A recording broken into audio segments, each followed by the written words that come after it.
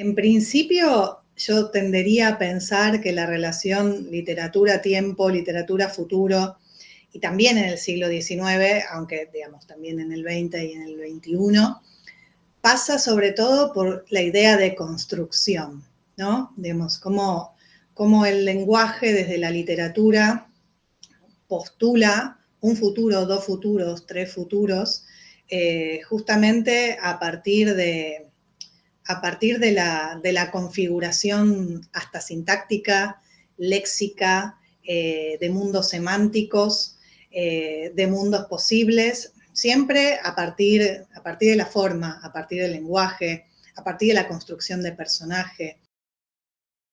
A veces cuando hablamos como de futuro en la literatura o de pasado en la literatura o de algo en la literatura, quizás corremos el riesgo como de enfocarnos en el tema, ¿no? Y me parece como siempre fundamental volver a eso, volver como a las bases de lo que hacemos un poco, que es pensar, bueno, que realmente la representación del futuro en la literatura se construye con herramientas de lenguaje. Específicamente la de futuro o el trabajo con el tiempo, realmente requiere como de un pensamiento muy específico acerca del lenguaje. Es decir, cómo construir una atmósfera de tiempo dilatado o al revés, cómo construir una sensación de tiempo puntual. Bueno, todo eso tiene que ver con recursos léxicos, sintácticos, rítmicos y yo creo que en principio empiezo a pensar por ahí, esas relaciones.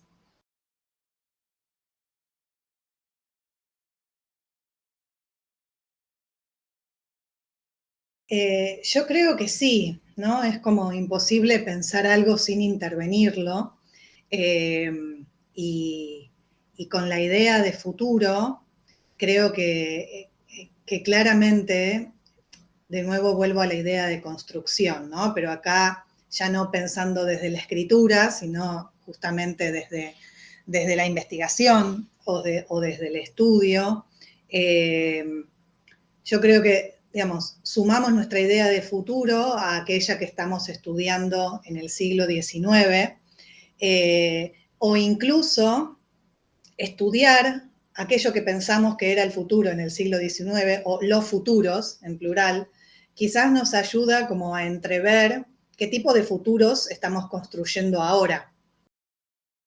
Digo, al pensar la idea de tiempo, sí o sí hay que aceptar esta pérdida de linealidad, ¿no? Que si estamos pensando en futuro en el pasado o pasados en el futuro, siempre van a ocurrir este tipo de pliegues en donde el presente se pliega hacia atrás y nos ayuda a pensar hacia adelante, o donde el pasado se pliega sobre el presente y nos ayuda a pensar el futuro.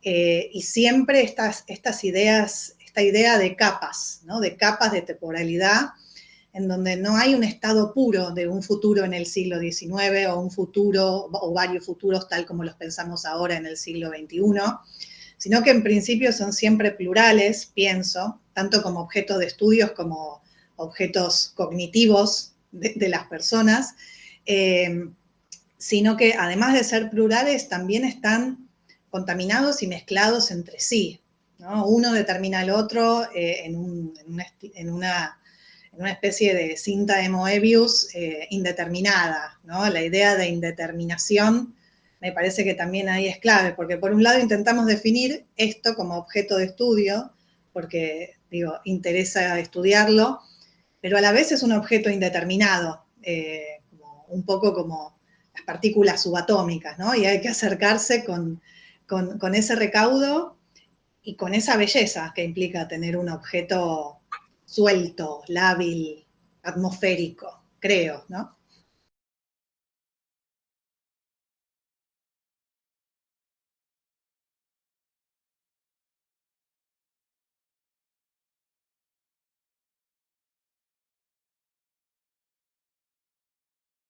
A mí algo que siempre me quedó desde haber cursado literatura del siglo XIX y después haber pasado por una etapa de escripción también en la cátedra, son dos elementos. Uno, la idea de la enciclopedia, la idea del catálogo, la idea del compendio de conocimiento con criterios un poco arbitrarios o al revés, tan controlados que se vuelven arbitrarios.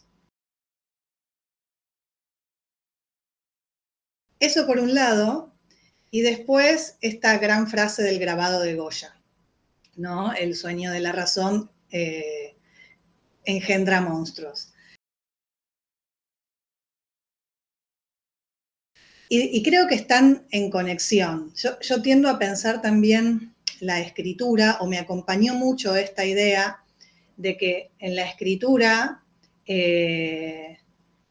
o al menos me pasó a mí, tiendo a pensar que uno sale de un estado no por un salto cualitativo, sino por haber recorrido exhaustivamente y excesivamente ese mismo estado. Y creo que esto tiene que ver con la idea de que el sueño de la razón engendra monstruos, esto de salir de la razón por exceso de razón, no por un brote de locura, ¿no? Sino que se llega al otro lado, a esa oscuridad de la razón, por exceso de eso mismo, ¿no? También me acuerdo muchísimo, y es algo que bueno, cuando estuve con ese paso, ese pequeño paso de adscripción en la cátedra, estudié mucho Rousseau con Emilio Bernini. Y esta idea de Rousseau, que me parece hermosa, esta concepción de que la solución del mal está dentro del mal mismo, ¿no? Creo que eso también tiene que ver con los elementos que del siglo XIX creo que al menos a mí se me pegaron para pensar la tarea de escribir literatura, ¿no? Que es esto, bueno, para mí es como un principio de realismo, no en el sentido genérico o estilístico, sino en el sentido material. Es decir, bueno, tengo esta obsesión o tengo estas palabras. ¿Cómo puedo salir de este estado usando lo que tengo? Porque es lo que tengo. Y bueno, creo que ahí está la respuesta, ¿no? La salida de un estado de cosas es a través de esas mismas cosas, no de otras futuras que todavía no están. Siempre tiendo a pensar ahí, ¿no? Mi escritura siempre me salió a escribir desde un lugar de mucho control, de demasiado control, y creo que uno de los arcos que fui intentando armar es justamente desquiciar ese control, pero a través de un exceso de ese mismo control. Y fue un poco así como que pude salir de un momento de escritura y llegar a otro en donde encontré momentos más sueltos, por decirlo de alguna manera. Y eso tiene claramente que ver con esta idea creo que muy del siglo XIX, que es o muy de la lectura que desde el siglo XX hacemos del siglo XIX, que es este exceso de control que termina descontrolándose y desbordándose.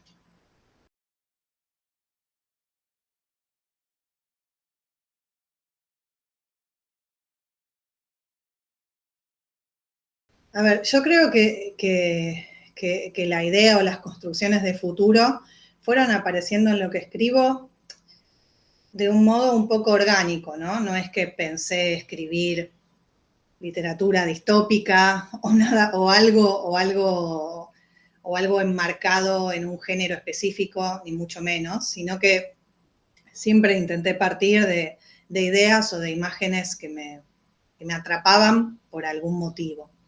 Y sí es verdad, ahora me puse a pensar y a recorrer un poco algunos cuentos, novelas, y es verdad que, digamos, la idea de futuro, la construcción de futuros posibles, ya sea futuros del pasado o futuros personales de los personajes, está mucho, está en varios cuentos y está también en la última novela que se llama La máquina de febrero, en donde uno de los personajes tiene visiones del futuro, ¿no?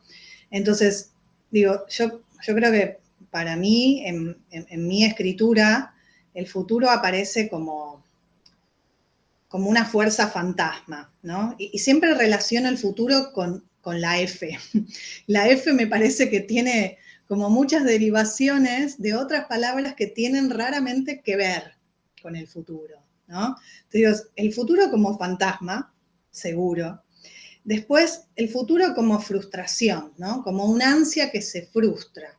Y en ese sentido, el futuro no tiene por qué ser, al menos en lo que escribo o en lo que pienso a la hora de escribir, una postulación de un futuro cronológico, sino que puede ser eso, justamente, como el ansia, en el ansia, en el deseo, hay un futuro implicado e implícito. Y muchas veces, en muchos cuentos, creo que quizás intenté indagar en eso, ¿no? El futuro como ansia frustrada. Y siguiendo con la idea de las Fs, también, ¿no? Como que en la idea de futuro aparece ya la idea de fracaso o la idea de fragmento, ¿no? El futuro como fragmento. Eso también, digo, no tenemos un acceso directo, así como no tenemos acceso directo al pasado, ni siquiera al presente, por supuesto no tenemos acceso al futuro, lo tenemos que construir. Y siempre creo que esa escritura y esa construcción es fragmentaria. Y por suerte, ¿no? Como relámpagos de ese futuro en modo de fragmentos, creo que es justamente como esa concepción del futuro como imágenes fragmentarias es la que se puede aprovechar mucho en la literatura y al menos es lo que a mí me viene como una imagen para arrancar un texto o arrancar distintas escenas de una novela es eso, ¿no? El futuro como imagen fragmentaria. Porque de otro modo se volvería algo demasiado inmenso para abarcar o para construir.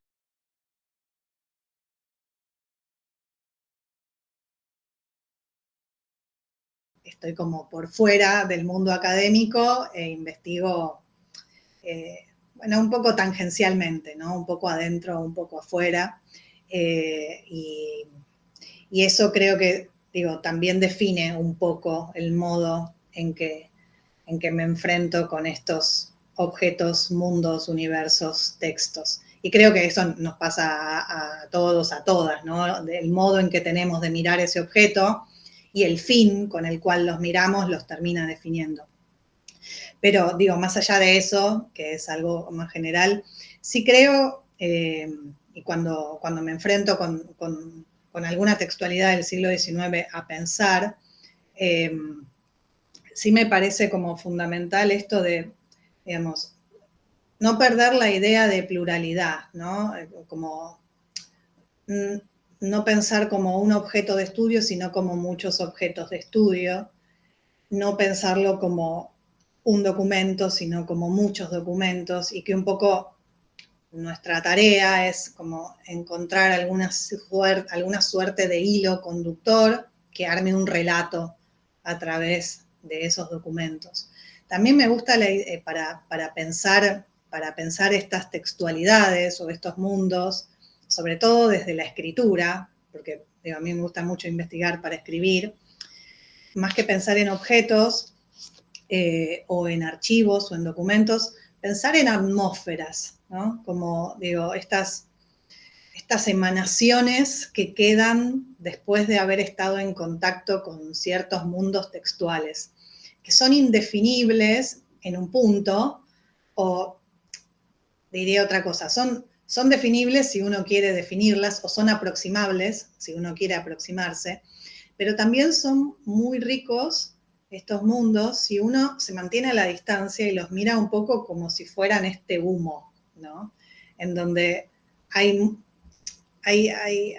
cosas sutiles, hay elementos sutiles que son muy ricos en términos narrativos, ¿no? Y que quizá perderían esa riqueza si uno se aproxima demasiado e intenta encapsularlos.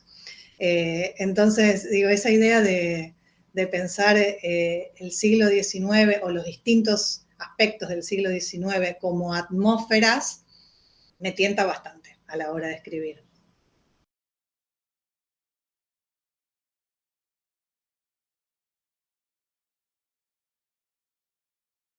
A este cuento, Cajas de Humo, la verdad es que le tengo como un cariño inmenso, porque es uno de esos cuentos como que nunca terminé de corregir hasta que terminé de corregir. Es un cuento que tuvo al menos 3 etapas o 3 estadios. La primera versión la escribí justamente cuando estaba transitando esos años de escripción en literatura del siglo XIX, y era como una versión mucho más abstracta, pero que ya contenía, a mí lo primero que se me ocurrió de este cuento es, tiene que ser verdad que alguien soñó por primera vez con un objeto. Digo, y eso sigo pensando que tiene que ser verdad, que algún día, alguna noche, un humano o una humana soñó por primera vez con una pluma, con una piedra, con el sol. Por supuesto es incomprobable, bueno, pero ese tipo de fascinación del conocimiento, ¿no? De esto tiene que ser verdad, digamos, no hay modo de que no sea verdad, eso debe haber ocurrido. Y me interesaba eso, ¿no? Como por un lado esta precisión de que eso claramente debe haber pasado, pero a la vez este carácter incomprobable y totalmente abstracto y arbitrario y loco de esa precisión. Entonces me puse a pensar, bueno, en objetos. Y claramente estaba como muy cercana a las lecturas que estaba haciendo en ese momento en relación al siglo XIX, en relación a la idea del progreso, en relación a la temporalidad pensada como flecha que va hacia adelante y nada más. Y bueno, y di con la idea del tren. Y entonces justamente, bueno, ahí me puse a investigar sobre el surgimiento de la locomotora en el siglo XIX, en Inglaterra, sus personajes, porque está lleno de distintos inventos que se fueron acoplando entre sí. Y esa primera versión, si bien yo me había puesto ya a investigar todo esto, esta primera versión eran solo los sueños y no tenía el esqueleto de estos 3 personajes que apareció después. Entonces, era como un objeto súper abstracto el cuento, porque era simplemente sueño 1, sueño 2, sueño 3, de más idilio a más catástrofe. Y esa era la idea. Después tuvo una segunda versión en donde dije, no, todo esto tiene que, toda esta historia y todo lo que investigué, de algún modo tiene que hacerse cuerpo en el cuento.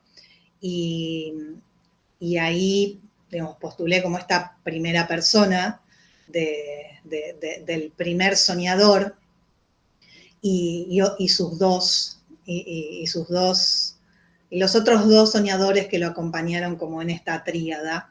Y entró la idea de la gaceta y del registro periodístico de alguien. Y entonces con esos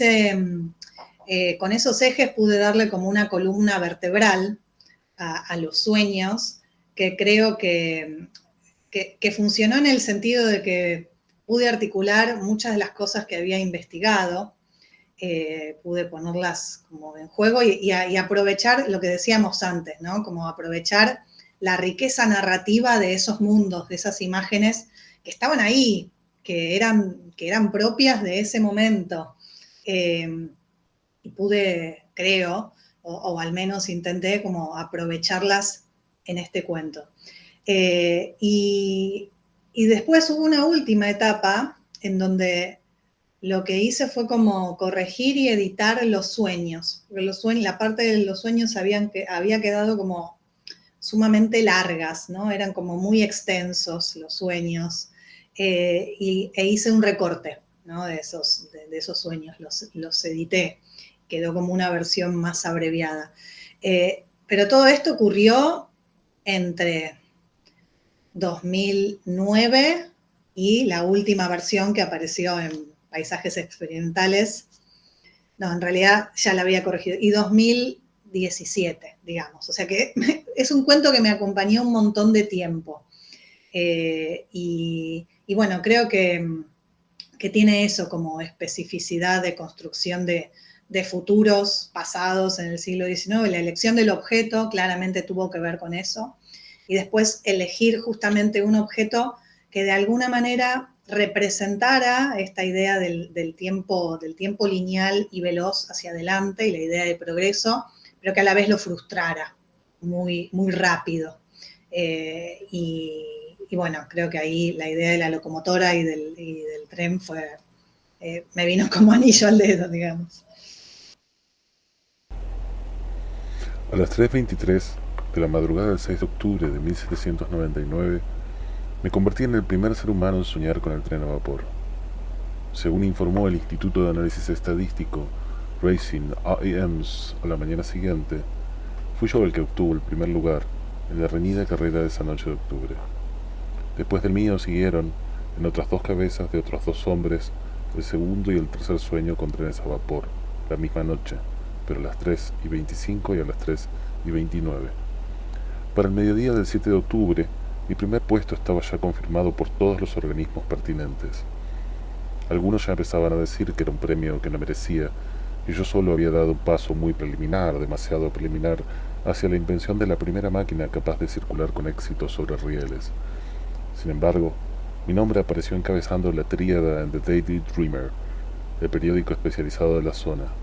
Aunque en un principio los otros dos nombres me resultaron desconocidos, tras varias relecturas pude comenzar a repetir sus sonidos con familiaridad. George Stepson y John Blinkstop.